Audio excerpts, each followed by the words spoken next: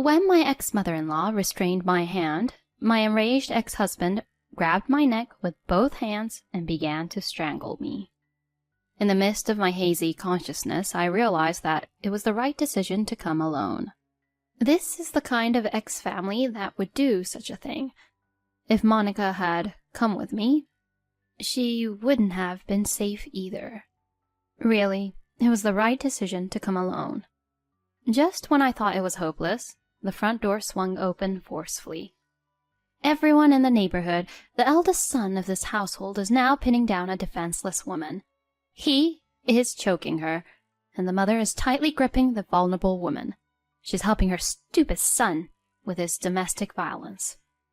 I'm Kate. It has been 1 year since I married my husband, Stuart.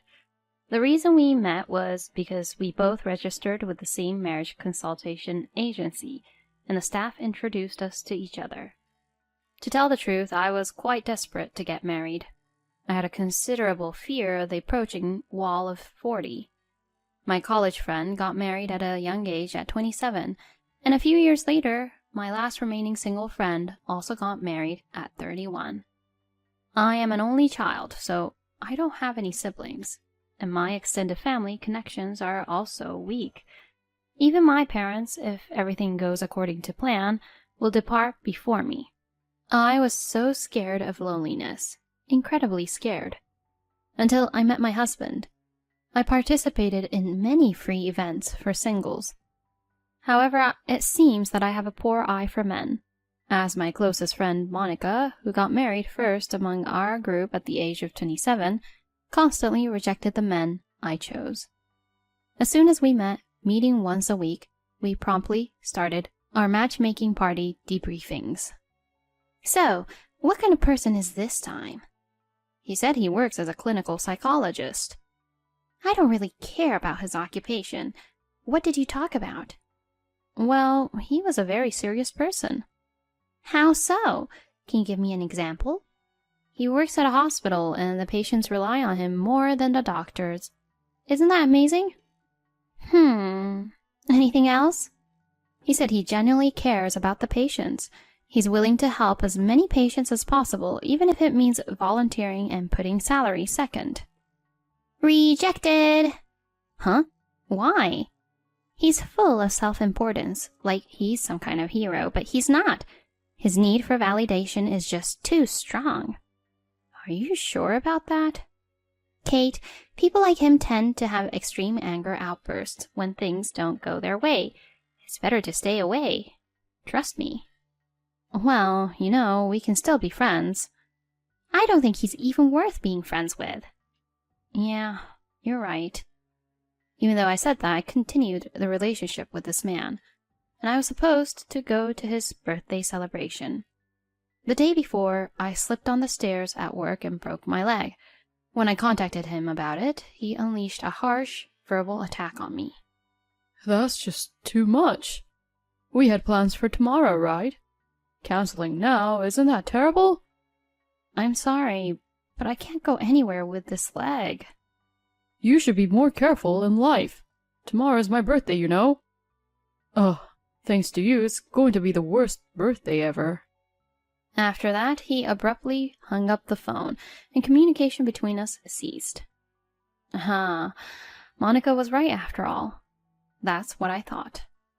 I met a man who was a public servant but could only spare $500 per month after paying for his car loan and supporting his parents. Monica rejected him, but I didn't listen. Unexpectedly, his parents got involved and demanded, "If you're dating her, you should give her money too." It was an awakening. And then I met someone at a matchmaking event who was a caregiver. When I told Monica about him, she immediately rejected him. However, as he hinted at marriage, I told Monica that I wanted to marry him, even if she opposed it. Then Monica cried and jeered at me. That guy is completely ignoring your wishes, Kate. He's living with his parents and pressuring you to live with him. If he lives with you, he'll bring his grandmother for the nursing home, right? That means he's fully expecting you to take care of his grandmother. And he thinks it's fine for you to continue working. You'll have to take a 1-hour train ride to go to work? Seriously, wake up already. You can't possibly be happy marrying someone like that. Hey, why don't you try talking to him about fulfilling your wishes? I'm sure he won't budge. Yeah, I'll try saying that I don't want to live together. And when I told him that over the phone, he said he understood. When's your next date? Maybe the day after tomorrow. He's coming here, so we'll meet at the station. She probably already knew. In the end, on the day we had promised to meet, he didn't show up at the meeting place, and I couldn't reach him. Still, I waited for 3 hours, hoping he might show up someday. And in front of me, Monica appeared. You understand now, right? Yeah, sorry. You don't need to apologize. The guy turned out to be a complete jerk. Anyway, since I came here by car, I'll give you a ride home. Let's have something delicious to eat on the way back. I'll get angry if you don't. Thank you. And during our meal, Monica made a suggestion.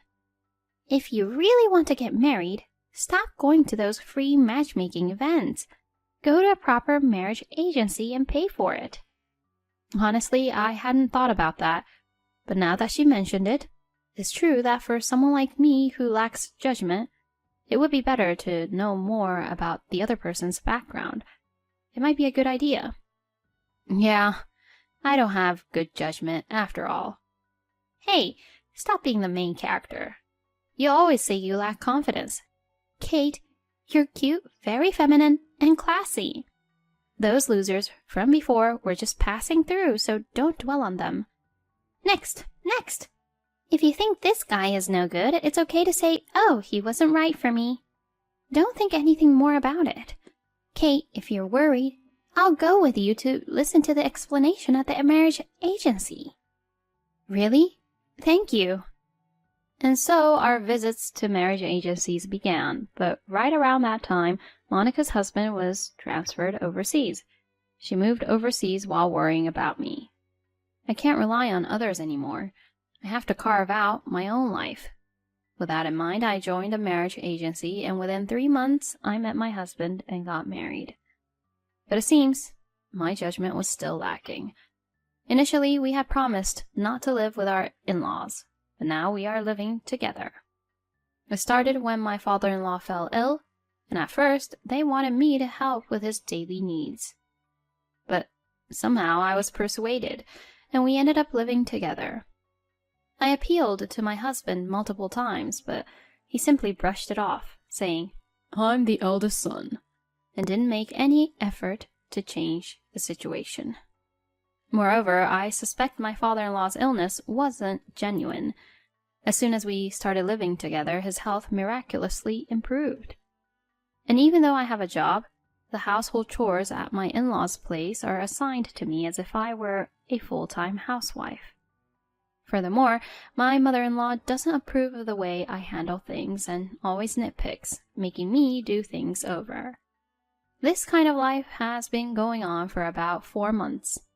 I was exhausted, both physically and mentally. I consulted my parents about this, but they had traditional views and told me to serve my in-laws since I'm their daughter-in-law. The root cause of all this was my lack of judgment, and it was all because I rushed into marriage. I'm well aware of all that, but I had reached my limit. Although it had only been a short time since we got married, thoughts of divorce were already crossing my mind. In this life, there are my father-in-law, mother-in-law, and husband, but I feel lonely. I got married out of fear of loneliness, but being alone might be better than this. In the midst of all this, another unfortunate event struck me. My parents were involved in a car accident and passed away. With their deaths, I truly became an orphan. However, it seemed to embolden my mother-in-law and husband. They must have thought that I had no place to escape anymore. I was subjected to even more demanding labor than before. In truth, I want a divorce. But if I get divorced, I'll truly be all alone. I think this was the most cornered I have ever felt in my life. However, my family didn't attend my parents' funeral.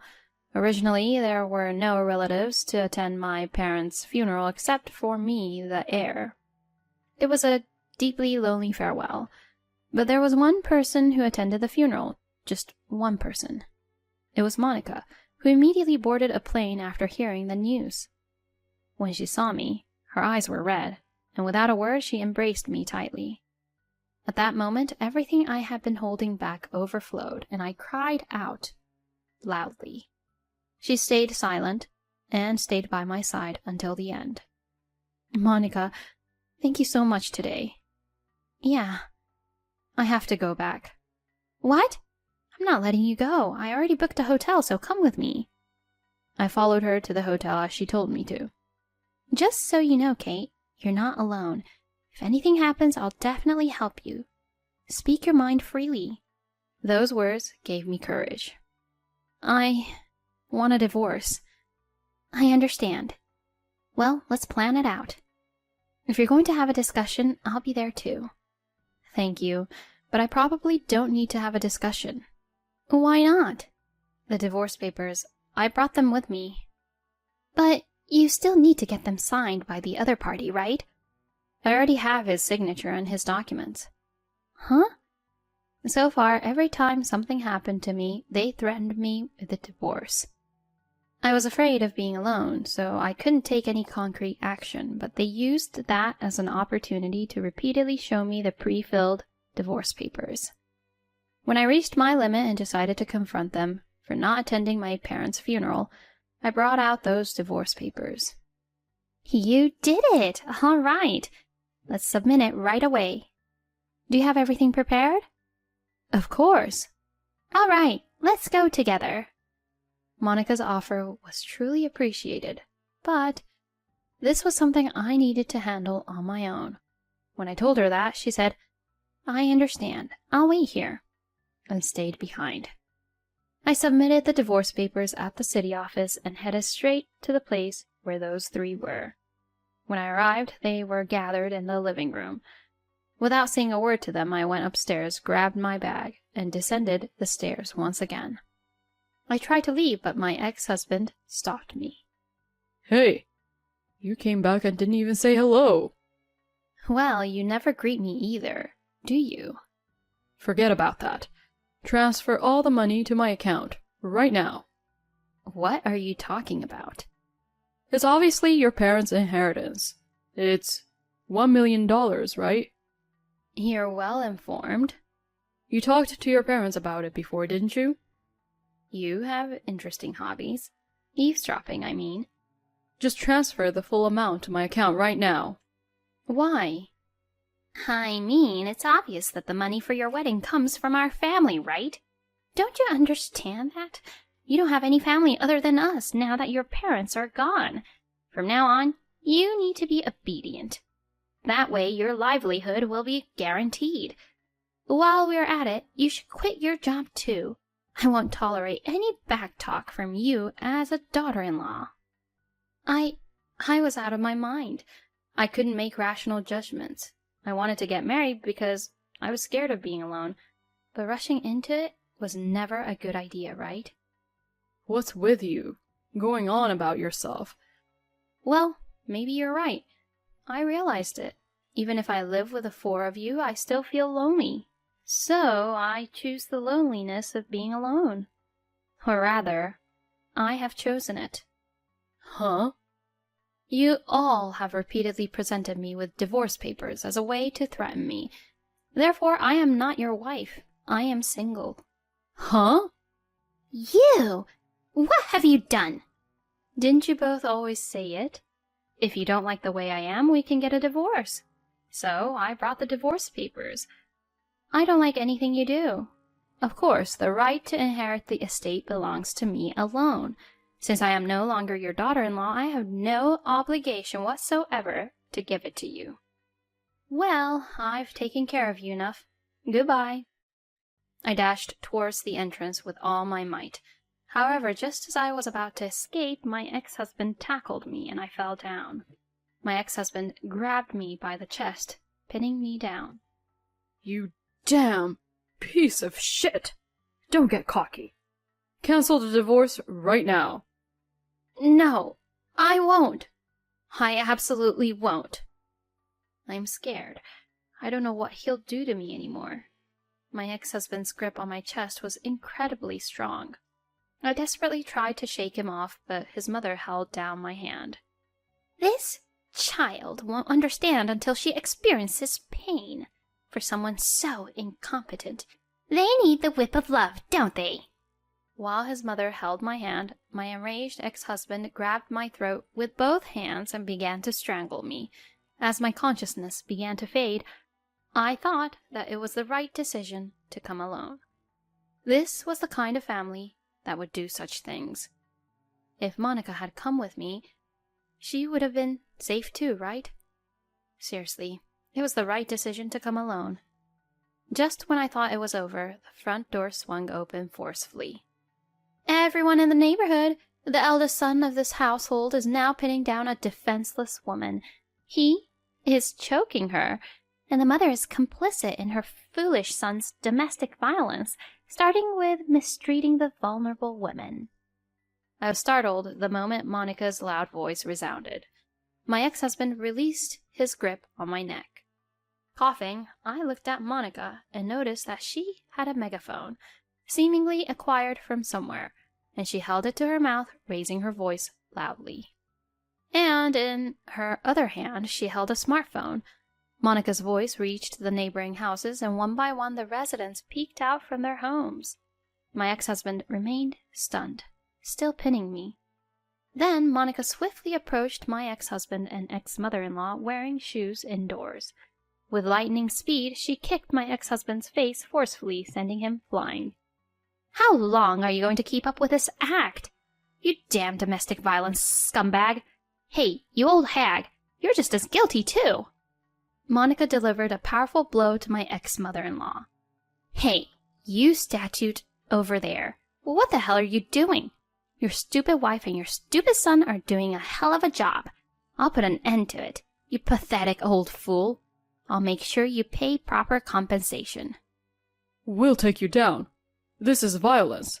Oh, really? Fine, let's battle it out in court then. Regardless of how the justice system decides, I haven't done anything wrong. I'll decide for myself what's right or wrong. It's all up to me, you imbecile. I have solid evidence of your violence on my smartphone.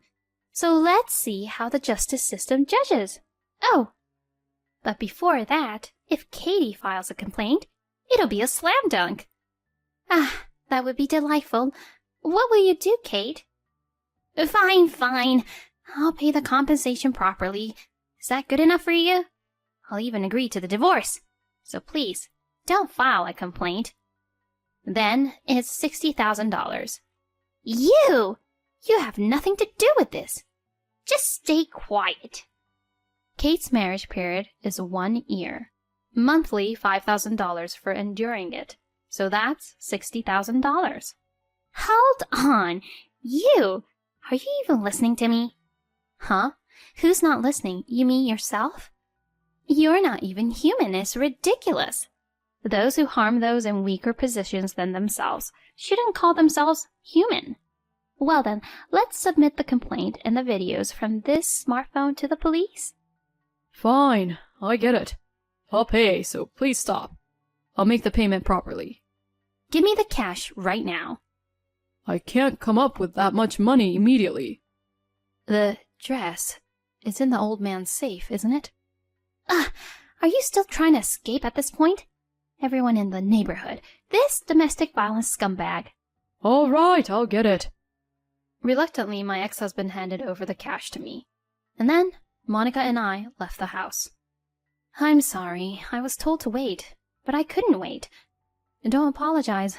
If you, Monica, hadn't come, I would have been confined in that house. Are you going to file a complaint?